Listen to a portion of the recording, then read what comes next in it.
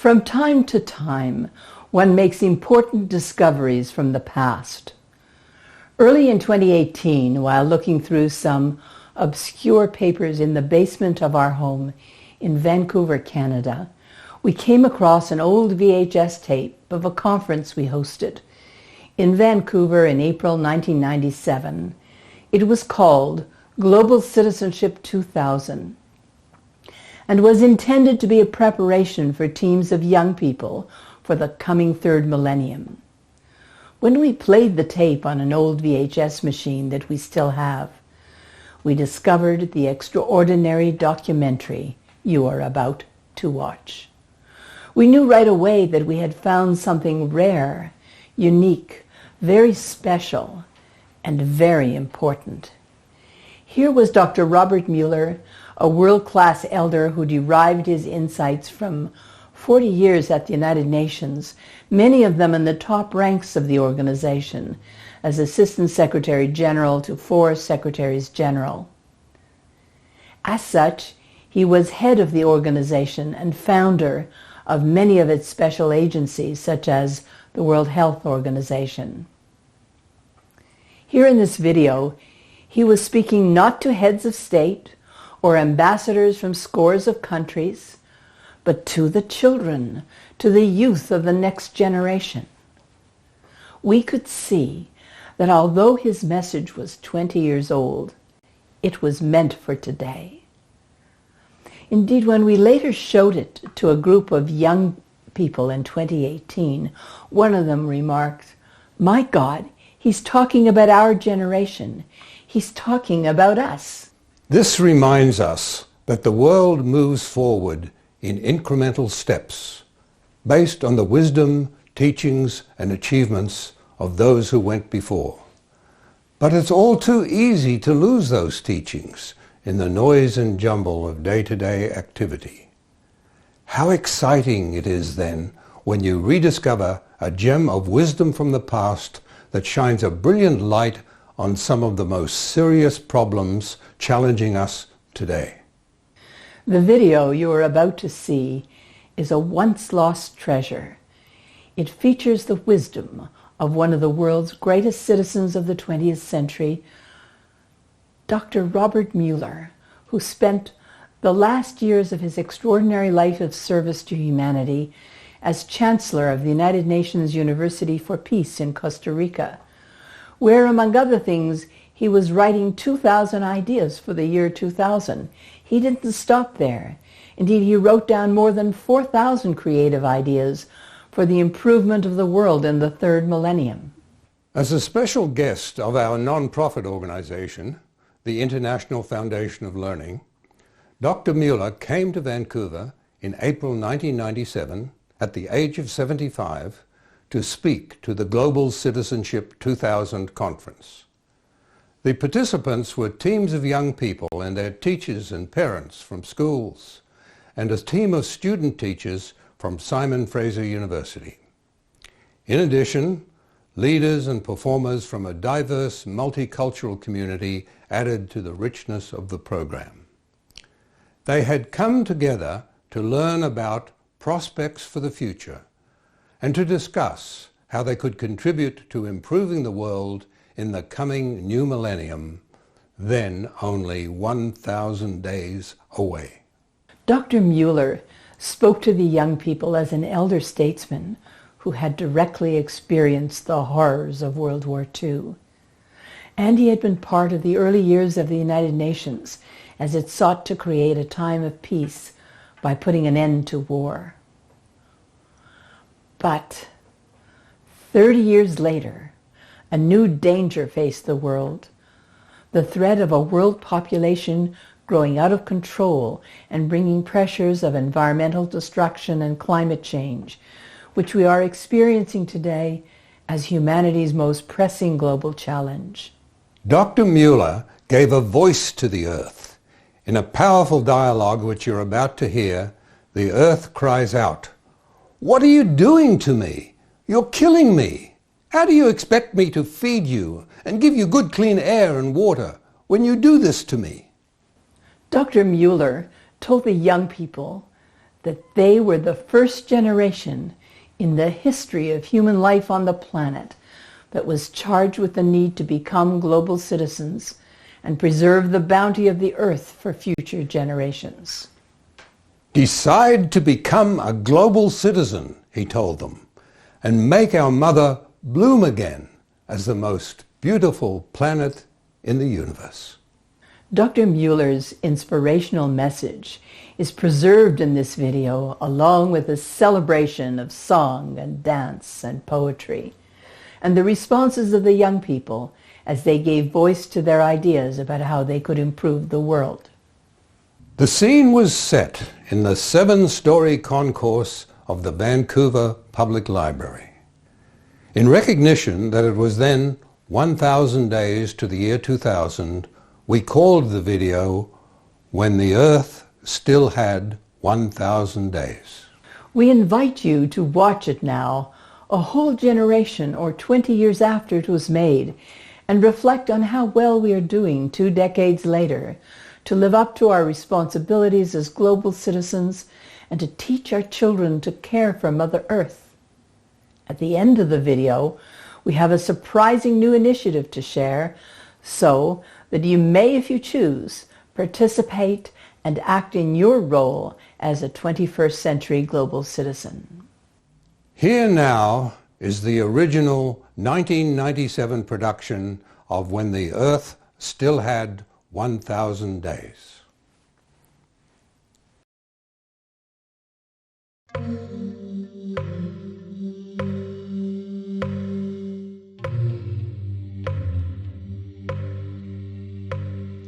Earth is our mother, must take care of her. Earth is our mother,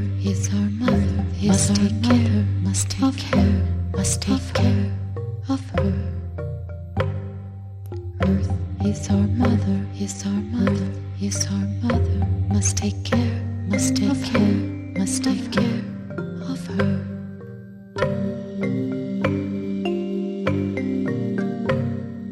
Mother Earth, Father the sky, protect our sky, burn eagle sky. As the clocks of the world moved towards midnight, on April the 6th, 1997, our calendars showed 1,000 days to the year 2000. This is the way we have measured time for 2 millennia. It has brought us to the threshold of the third. But it is a human measure. It is the world's way of ordering something we call time. It is not the Earth's way. The mountains and the forests of our tiny planet, its oceans, rivers and plains, were born out of the timeless order of eternity. We humans too emerged from the same source, along with all our fellow Earth creatures who share this planet with us. Our human minds have created the concept of time to help us understand our place in the universe. Our world clocks and calendars told us that on April the 6th, 1997, we had 1,000 days remaining to the year 2000. They did not tell us how we must act in those 1,000 days to preserve our place in time with the Earth. Another part of our being tells us that, if we allow ourselves to listen. There's a fire that is burning within us, heart and soul. There's a place that knows a yearning and a hunger to be whole. All the light that fills your eyes now is the sweetest ever known. As we find our way together on this planet we call home. There are some who search for diamonds hearts. There are mountains stripped for gold, but the gifts by far more precious are the loved ones that we hold. There is strength and understanding when the seeds of peace are sown, as we find our way together on this planet we call home. It was good that on the eve of the 1000th day in Vancouver, Canada, some of us remembered the Earth. We came together in Congress, a youth Congress, because our youth must rediscover what adults of the industrial world have forgotten. We met, appropriately, at the Vancouver Library, a people's place of learning. On April 6, 1997, the Earth still had 1,000 days to our year 2000. How could we use that time to understand how we must act differently towards the Earth? The Congress was called Global Citizenship 2000. Its purpose was to invite young people to come as teams, to recognize their responsibilities as global citizens to care for the Earth. To lead the learning, we invited an Elder Earth spokesman, Dr. Robert Muller, Chancellor of the United Nations University for Peace. He mingled freely with the young people. Through his poetry, he asked them to decide to be global citizens. Decide to be a global citizen, a good inhabitant of the planet Earth, a member of the great human family. Pray, think, act, feel and love globally, and you will aggrandize yourself to the outer limits of being. Know this planet, love this planet, care for this planet, for you come from Mother Earth. You are made of her elements. You are the Earth. Become conscious of herself. You are her eyes, her ears, her voice, her mind, and her heart. Save your Mother Earth from her matricidal children who destroy her, who divide her, who spike her with nuclear arms, who hold their territories to be greater than the globe and their groups greater than humanity. Unite global citizens to save and heal planet Earth and to make our mother bloom again as the most beautiful planet in the universe. On the first evening of the Congress, the team banners were presented.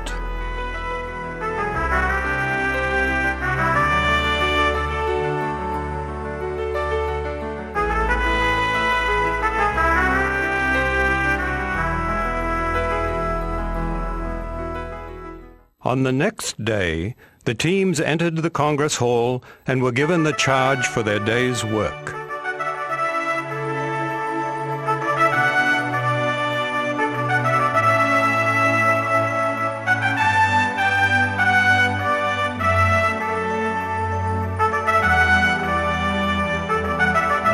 You are assembled, they were told, to listen, to learn good process on how to be creative and cooperative, to think, to receive new teaching, and to decide how to act as global citizens. Was the charge to these young people to change the world too much for them to hear? It had been anticipated the night before by their fellows in the Eric Hamba High School Choir.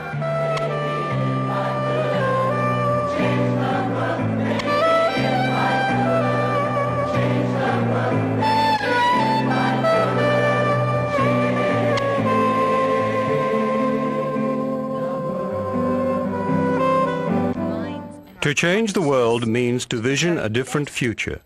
Dr. Geraldine Schwartz, president of the Congress's host organization, the International Foundation of Learning, spoke about that. I'd like to give you just a few images to think about as we enter into the 30 hours, which will be a little chip of the future for all of us. The first is an image of young people with foreheads and noses pressed against the window of the future, looking out, still in their young lives, still not having gone out into the world. And they are in a train, and the train is in fast forward.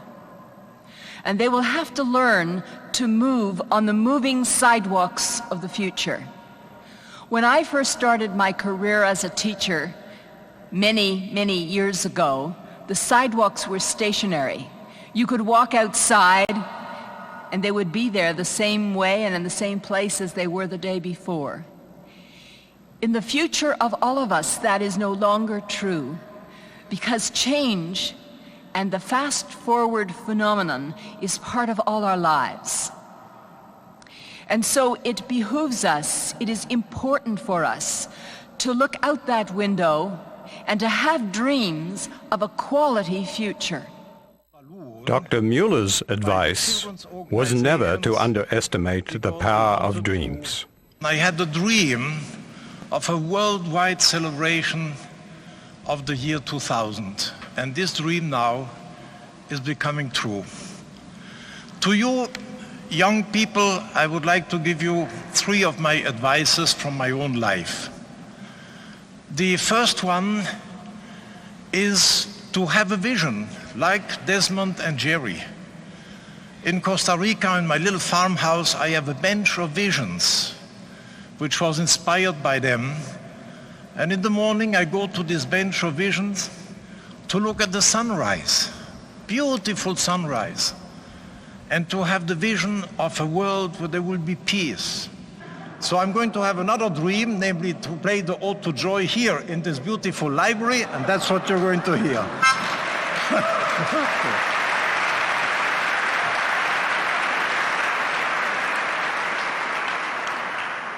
I'm sorry not to have such beautiful performances as you had before, but on those 10 little holes I will try my best. Okay.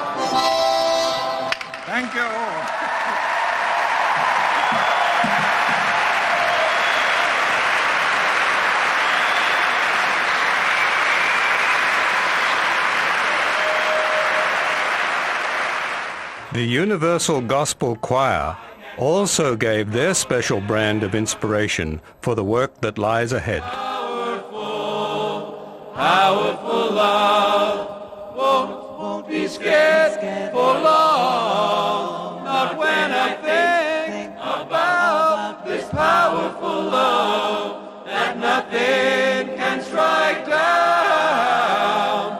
This powerful, powerful love, powerful, powerful, powerful love. Celebration, song, and a sense of ceremony. These are essential human activities that help us approach life's great mysteries. At the dawn of the new millennium, our science has allowed us to probe deeper into the greatest mystery of all, the origin of being. Our knowledge has expanded many-fold, but at the end of the century, our wisdom is sadly lacking on how to preserve what nature has given us. We are searching for new wisdom on how to act and how to be on our planet. On April 6, 1997, the world had 1,000 days in which to learn some new wisdom. This was the teaching that Robert Muller brought to the young people at our youth congress. How to become a new generation of global citizens, of Earth citizens, whose primary concern is to care for the Earth and all life on it. When I came to the United Nations in Lake Success and Old War Factory, the main preoccupation of humanity after this horrible World War II was how can we improve human lives? So that the Charter of the United Nations was created to put an end to war, and everything I was working on in the United Nations until about 1970, from 45 to 70, you can imagine, was how to improve human life on this planet. And then in about 1970, everything began to change. This period of human concerns was suddenly replaced by a new concern. And it was the Swedish government, which was the most industrialized country on earth, that came to the United Nations. First he went to UNESCO to have a world conference on the biosphere. And the Swedes said to the conference, something is getting wrong on this planet. We have now acid rain on our trees, and we have polluted lakes and rivers. And we want to warn the rest of the world that something is getting wrong. So the Swedes were happy and then decided to have a World Conference on the Environment in 1972. And this was a very important change in human history. At that time, there was not a single government on earth that was talking about the environment. There was no Ministry of the Environment.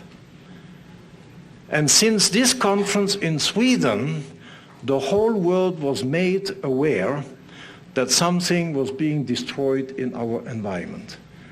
So since 1970, and this was a fundamental change I saw in my life, from humanism suddenly to also take care of not damaging what was around us. That was the second period. And then in 1980 came a third one. I was bombarded by letters from a new profession called climatologists. Before that, you had only weather prediction meteorology. And they wrote to the UN, the climate of this world is going to pieces. The atmosphere is getting warmer.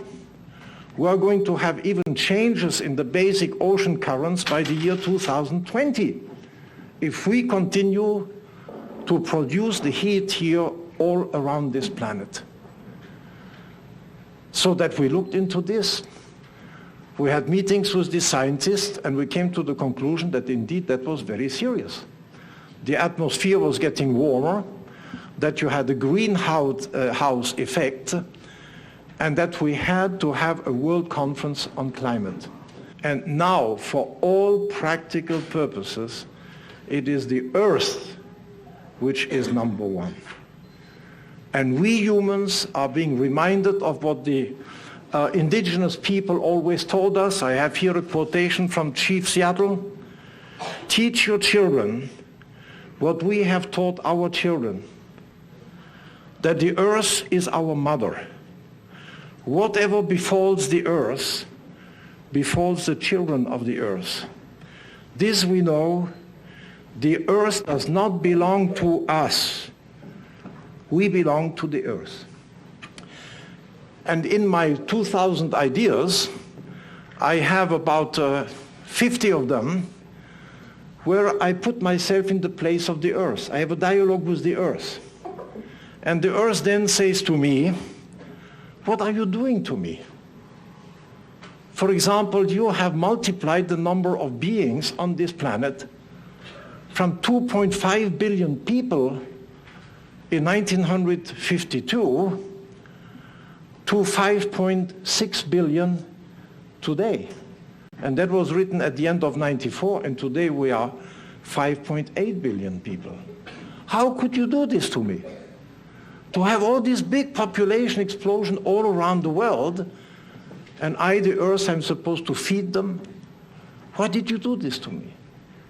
And then I say to the earth, you know, it was not our fault, it was a mistake. Because we did not know that when we helped the poor countries to save their children, we didn't tell the parents that they didn't need 6 children to have 2 left at the end of their lives to till the land and to take care of them. So we saved the children and they continued to have 6 children. Until we discovered this in the United Nations, and by that time it was too late. We are not taking care of the earth. The terrible statistics are available, but mostly we do not wish to hear. This new generation will not have that choice. The time for accounting will come in their lifetimes.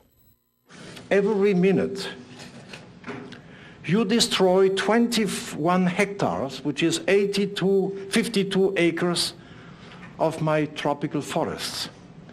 38 million acres a year after having destroyed your own forests in the so-called rich countries. Every minute you consume 36,000 barrels of petroleum to run around in cars and circle around me in airplanes.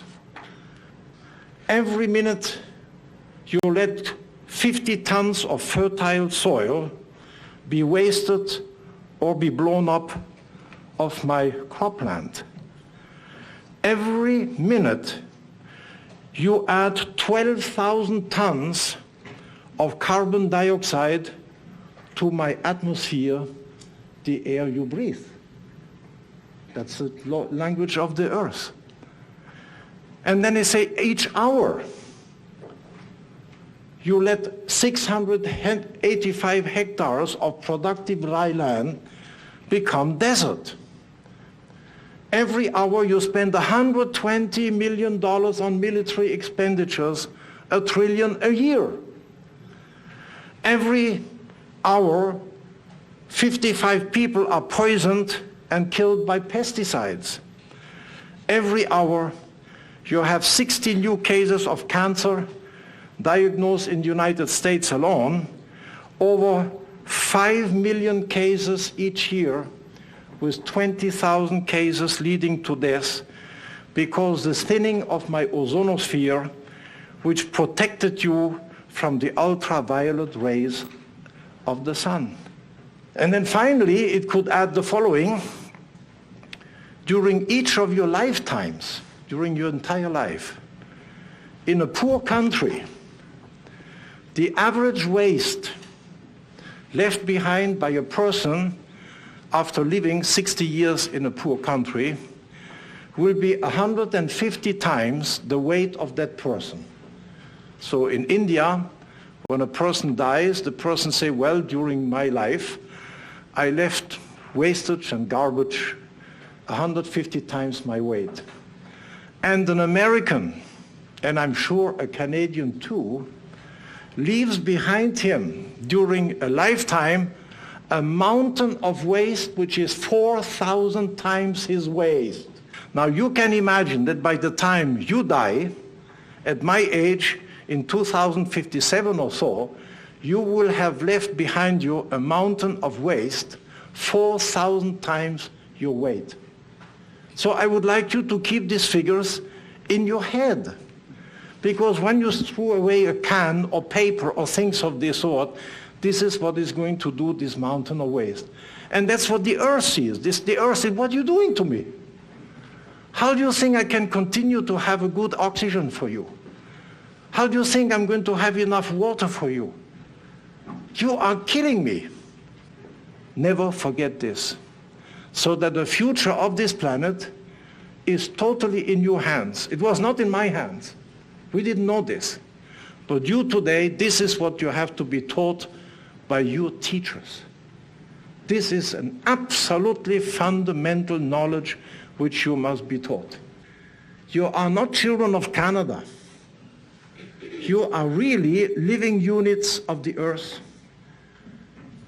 You are living units of the cosmos, because the earth is a cosmic phenomenon of our solar system. And you got the picture of all these galaxies in the universe. We are all cosmic units. Now, this is why you are here, sitting in this room, the generation on which the future life on this planet will depend. So this is more or less the message I give you. Do not forget it, that from now on, you have to be Earth citizens. You have to be the children of Mother Earth, which your forefathers, like myself, to a large extent have contributed to destroy. Earth is our mother, must take care of her.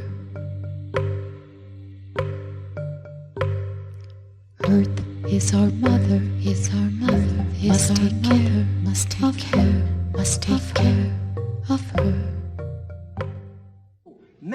It is a hard message to hear for ones so young.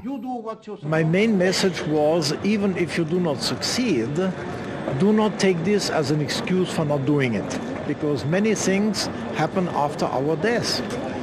And we have to prepare a process and try to do the maximum in order to make it possible, but you cannot expect 100% convincing of people. It's impossible. All around you, But it's not only the children who must struggle with the new realities. The mothers in our audience were also searching for answers. A mother myself, I have one child and I'm pregnant again. And it's a real hard issue for me to try and decide how many children I should have or should consider having, given that the state of the population growth. And both my partner and I have been discussing whether 2, because we'd replace ourselves, is sufficient for us in terms of a family, and it's a very emotional issue for both of us, and I'd just like you to address that a little. Thank you. My opinion is that in order to further the good evolution of this planet, I think to reproduce your number, namely to have 2 children per family, is very justified and reasonable. I've been asleep. My family's been asleep. And I just want to thank all these wonderful people from the Vancouver Learning Center, from the bottom, Jerry, Des, all of you wonderful tutors, and I just am so moved. And we as a family, and I want to say it out loud in front of them all, are going to work from this day forward to make the world a better place. Challenged now with the question of how to act over the next 1,000 days to create projects as global citizens, the young people prepared to leave to do their work. Before they left, they were given teaching on how to be creative and supportive of one another in their discussions. Hold fire and think is a multi-level thinking game. We want you to have process here today. We want you to come up with those ideas. We want you to nourish them. Then we want you to bring in the facts. Then we want you to say how you feel about them. Then we want you to deal with the concerns in a positive way so that when you come back here at 3 o'clock, you've really got something to report to us about what you decided to do in your group to make this place a better world to live in the future. In what ways might we create projects for global citizenship? That's the question we want you to take into your working session, and when you come back at 3 o'clock, we will be asking how you answered that in your group. And the first thing you'll do is come up with a lot of ideas, and then we hope that you'll narrow it down, and maybe you'll be lucky enough to focus in on one idea that you really develop more fully. But you may still, at the end of the day, be working with 2 or 3 ideas, and that's fine. Because remember, you've got 1,000 days in which to bring these projects forward, because that's why we're doing this work at this particular time. The whole idea is that today you do your creative thinking and planning about your project, and then you've got the time between now and January the 1st, 2000 to complete your project. And that gives you a lot of time. So I'm hoping that the people in this room are going to come up with some pretty powerful projects that will take 1,000 days to get done, but boy, when they're done, they're really going to make a difference. So much to think about, so much to do, from whence comes the power to act. I open my heart to the power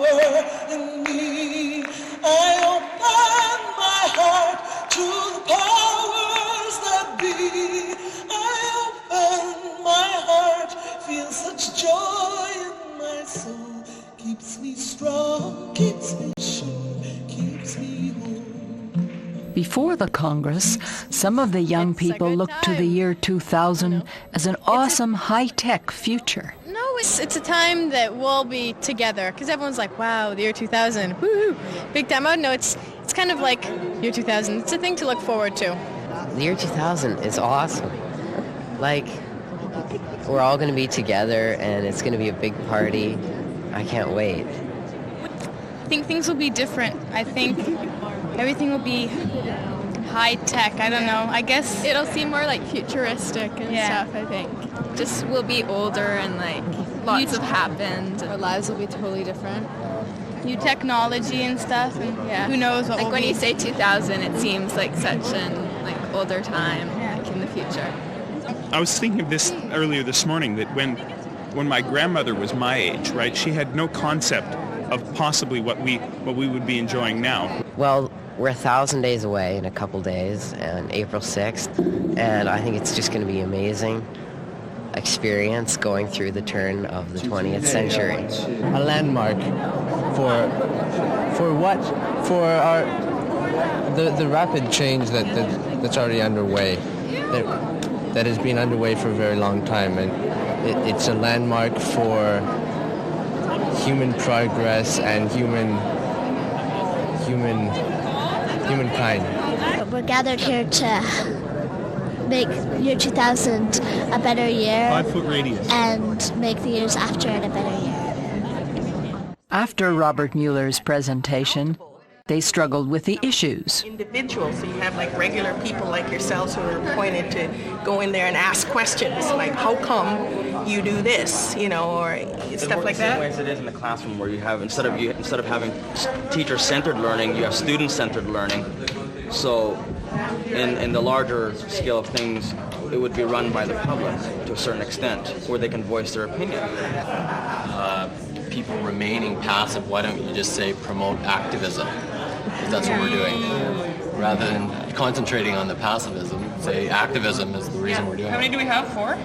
5. Well, and you know, that's really possible now with computer technology, because you can have it all electronically done. There'd be like a kiosk, and they say, what is the issue of the day? Or we're discussing this, or we're planning to do that, and everybody could kind of punch in their vote. Well, I think that's it, yeah. Now, part of it could be the way in which it's taught and the way in which it's dealt with. If we're talking about trying to create tolerance within the different religious groups, can we take a look at how that's being taught and talk to the teachers about how that's being taught? That's a novel idea, honest politician, because we don't have that right now. That's almost like an oxymoron. It doesn't exist. There's going to be technological changes, therefore there's going to be changing lifestyles. So I see this as the ultimate goal is to eliminate cars, because it's creating so much pollution. Actually, no, if we're only heading for 1 or 2 streets. No, but I know, but that's our ultimate goal. But this is go through a series of steps. If we're only going to restrict 1 or 2 streets, we're still going to have traffic access up till the point. Yeah. So we don't really see any, like there are drawbacks, but I mean, if we're only limiting 1 or 2 streets, it's not that bad. They were struggling not merely to change their thinking, but to change the very way they look at the world, to show a shift in consciousness. Is it possible for people to do that? Well, changing the consciousness is both a hard and an easy question. It's very hard because people are fixed in their ideas, and they've learned it for a long time, and they're used to acting this way. They feel comfortable. They're in their comfort zone when they're acting in the old way. So it's hard for that reason.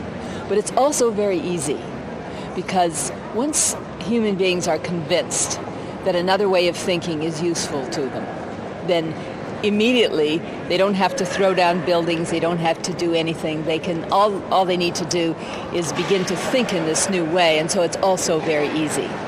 For example, how long do you think it would take mothers to change their breakfast cereal, the ones they give to their children, if they learned that this particular breakfast cereal wasn't good for children?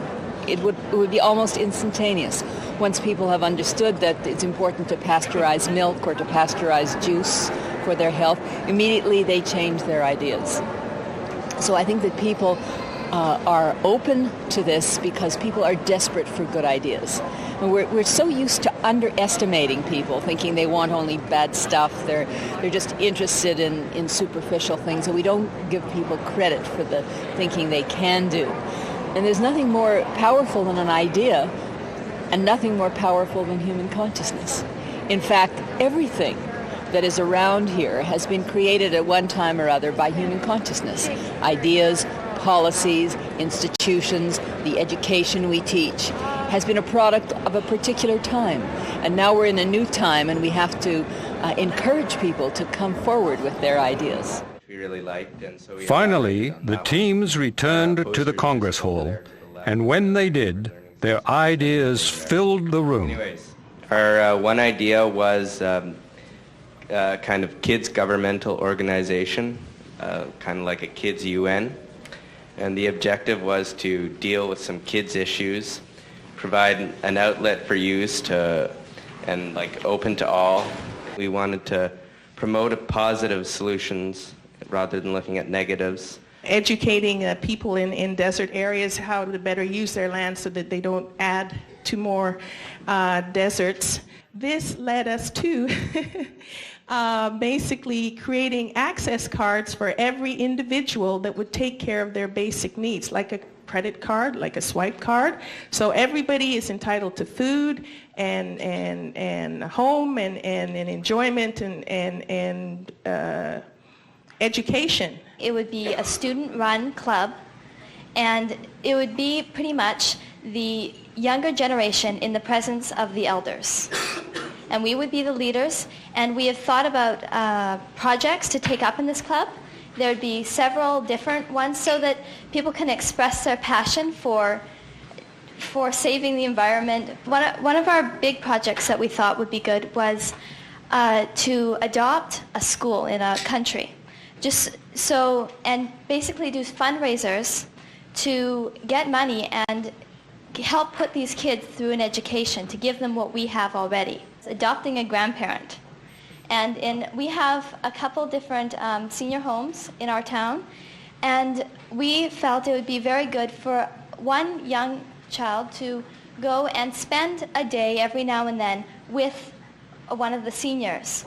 And it provides companionship, and we therefore get to learn from our elders, from their stories, and they get to learn from us. We have a SCREAM, which is Students Concerned Regarding Environment and Mother Nature, and the project we thought of for them is perhaps going to clean up creeks or streams that have been that have various pesticides or solvents or garbage in the shores, as well as recycling boxes in every class.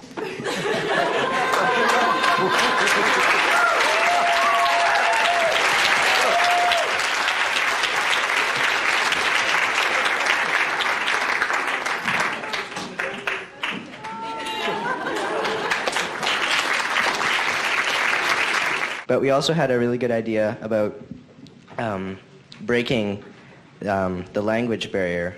And we were talking about how in the global community we're trying to get rid of boundaries. And one of the many boundaries that's separating the people is language.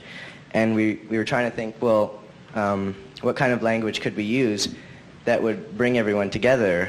And we said, hey, there's already a language like that, and it's sign language. Eventually, we're hoping that there might be after-school programs which kids can go to and learn how to speak sign language. And then maybe in the future that it becomes like the world's second language, like French is to Canada. Welcome to the Council of Human Beings. I represent Mother Earth. I am guilty of supporting the destruction of East Timor by buying jewelry and blankets made in Indonesia. I am guilty of wasting electricity by not taking the time to turn off my radio and light. I hear you. I am guilty of wasting water when I am brushing my teeth, letting the water run, and having long showers. I hear you. I am guilty for polluting our streams and rivers by not using biodegradable products. I hear you. I am guilty of killing animals by buying and wearing leather sandals. I hear you. I am guilty of sacrificing trees by buying products which are overpackaged. I am guilty of polluting the environment when I am fully aware of the oil leak in my dad's car. We thought we'd start with a presentation to our school by the club to increase the awareness of just the sorts of things that we've been talking about here today. We were thinking of email and like the internet, but some places in like Mexico and like foreign countries, I don't think they'd have that. So we were thinking of we could do like videotapes and like we could film other children and just like sort of talk to them, and we could get like someone to interpret the language for them on the video.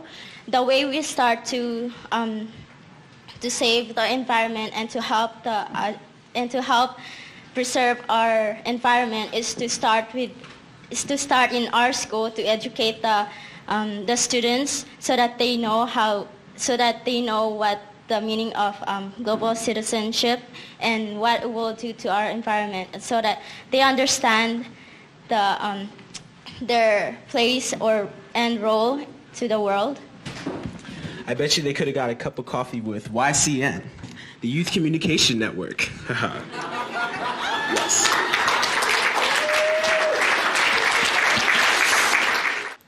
We'll have International High School Peace Club, which will have monthly newsletters with students and cultural exchange, such as videos, dance, speakers from that culture, etc., to try to unify the people around the world. Reduce petroleum consumption. And what I propose is to create a car-free downtown. Eliminate all cars from every single city in the world. Okay. If you get rid of cars, you'll force people to walk downtown, and people will meet each other in the streets. You'll promote a sense of community. Developing a random acts of kindness fund at our school, Richmond High, and it would be a fund that's set up by the students and to help fellow students and their families who need money for food or medicine or whatever it might be. And we think this would create a sense of community within the school and increase school pride, and because it would be students helping students. The children must be participants, and in order for children to be participants, we as parents and educators all know that we have to provide role models for our children. So it's up to you and it's up to us to do this for our children, or we cannot create a global awareness within the community. And what we've done is we have committed to each other the idea of sharing our ideas with fellow students. And we've got a whole bunch of ideas. We have 19 ideas that we thought we could implement in our future practicum experiences. We're also thinking about networking, even if it's between the student teachers there, between the schools, about just global awareness and integrating it in the curriculum and getting the students to participate in all this. So after we get the classrooms coming up with their ideas and ways that we could implement global awareness in the classroom, such as having pen pals from different schools or different countries via email or even just with handwriting letters. From there, we could possibly look at going into inter-school conferences, meaning besides just being in between classrooms, we could actually do it between different schools and maybe take it onto a broader horizon. And basically we felt that as teachers, helping our students to take over the future, we would have to be proactive versus reactive, meaning that as teachers, we have to teach the students how to go over and take charge and to do things and to help look after the environment before it's too late and the environment kind of controls us and we just have to activate or react to what's already been done. And also we looked at activism versus passivism. Again, the idea that we must go out and we must act before it's too late and the world's polluted, and then we must react to what's been happening around us. Such were the ideas and plans for future action. Combined with strategies to reach the world, they hold the potential for future change. The media is probably one of the most important influences we have on saving this planet. And here I am, a local citizen, wondering, what can I do to get the media to tell me the truth? The answer is write letters to the editor, call up the media, they're real people. As soon as you find somebody writing the kind of article that you want, call them and thank them, because they act like they've never been thanked before, and they'll do more of the same. But we have something called a World Core Curriculum for the media, and that means that if the media will only take care of each of the planetary problems in one article per year, we'll get the right education to the public. In this day and age, we've got many different kind of media, radio, television, newspapers. What do you think about the choice of those media? Well, radio, television, newspapers all tell bad news. They thrive on that because people listen to it. I guess it's because if it's really a horrible thing, I can say I'm so much better off at that I'm not having that horrible problem. But it's up to the people who read the news and watch the news to report back to the reporters. I'm not going to put up with that anymore. I really would like to hear the truth. And I'd like you to do a good job of reporting Vancouver news or world news. I want to know what's going on this planet. I'd like a weekly or a daily report about how much water do we have left to drink? How many forests are we losing every year, every second? I want to know what's really going on because you're my educator.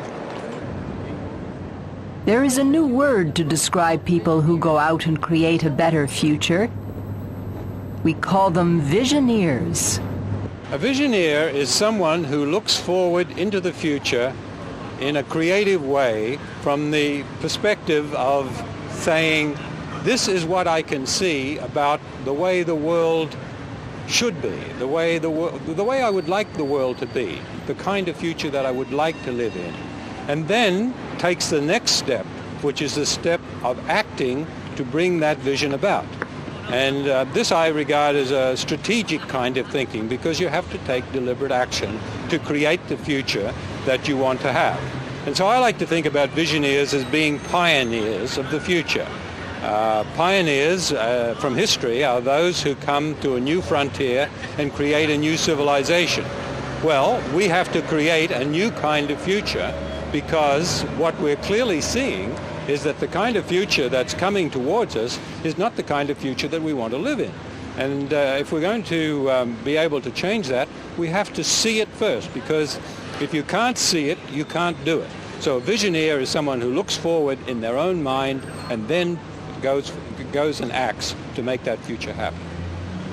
And my big dream about how this can become a reality on the planet, of course, is that people everywhere, children in schools, scientists, teachers, educated people, not so well educated people, everyone engages in this very human, natural process of looking forward positively and creatively to make the world a cooperative, sustainable place where all of us can live. It takes courage to change things. Visioneers and courage go together. But what does it mean to have courage? Well, courage is a very important element in the whole issue of how you change the way things are. Because the one thing you can be sure about is if you're looking to change things, then you're going to have people who don't agree with you.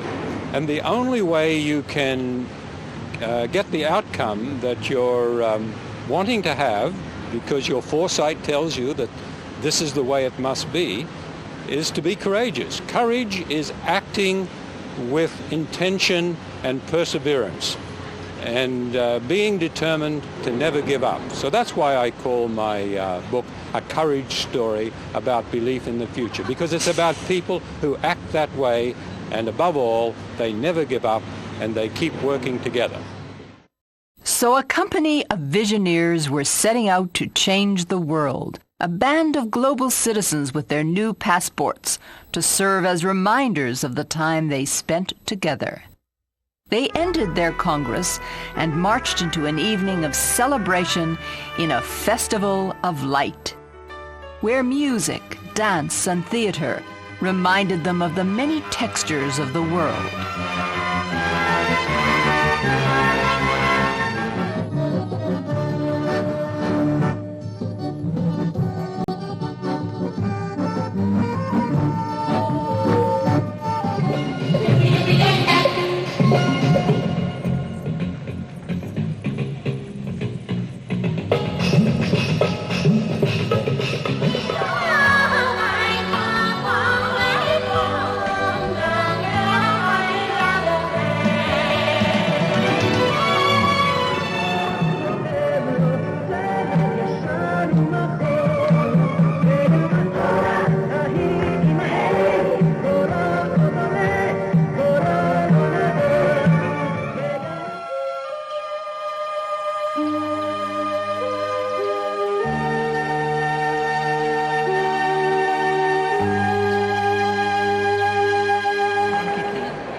Monkey King， 是个猴王，它可以到天上，也可以到地狱，也可以到海里。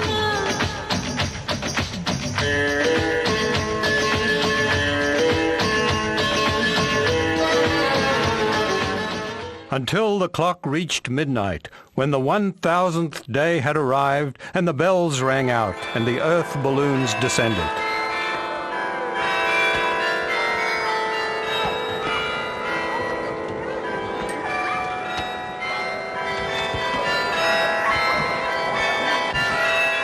And the Klezmer Mombasa Band took us into the new day.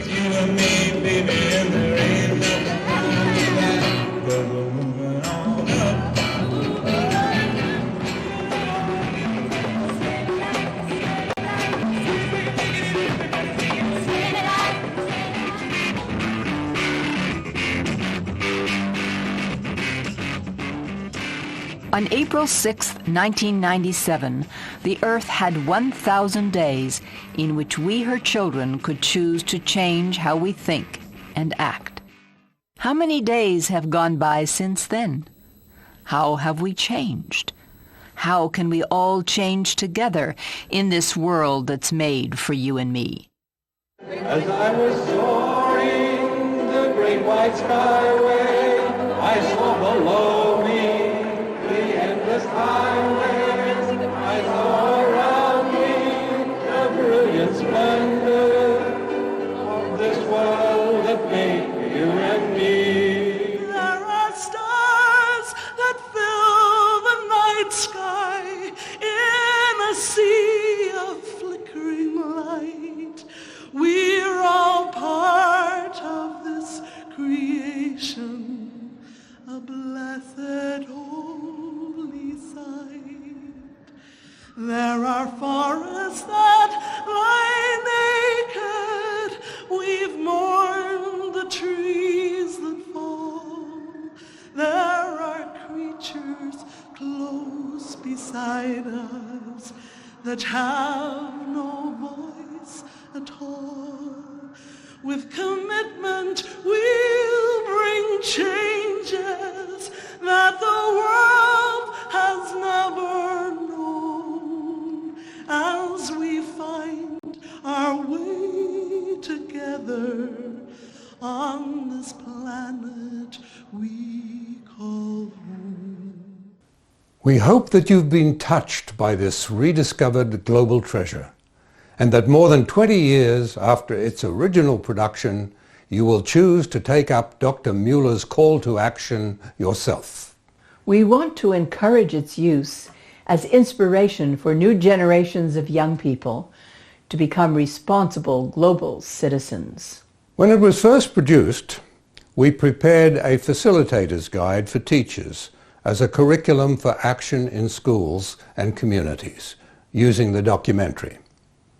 We've turned that facilitator's guide into a new video that can be used in the classroom or by any group gathering to stimulate discussion and creativity and to encourage action on becoming global citizens. We're linking this activity to a new initiative called the Visioneers International Network Web of Good Work, in which we are searching for and showcasing projects of good work for the world being carried out by people all over the globe. So we have called the new video the Visioneers Web of Good Work Global Citizens Action Plan. It's sponsored by the International Foundation of Learning, which is the same organization that sponsored Dr. Muller's original presentation in April 1997. Can you imagine small and large groups of people of all ages in schools, community centers, and all kinds of public venues meeting to be inspired by Dr. Muller's call to create projects of good work as global citizens all over the world? What a legacy that would be for the life and work of Robert Muller, so that his teaching and ideas can inspire new generations of young people to decide to be global citizens. So we encourage you to contact the Visioneers International Network to participate in creating and spreading the Global Citizens web of good work all over the world, and to add your own good work into the network.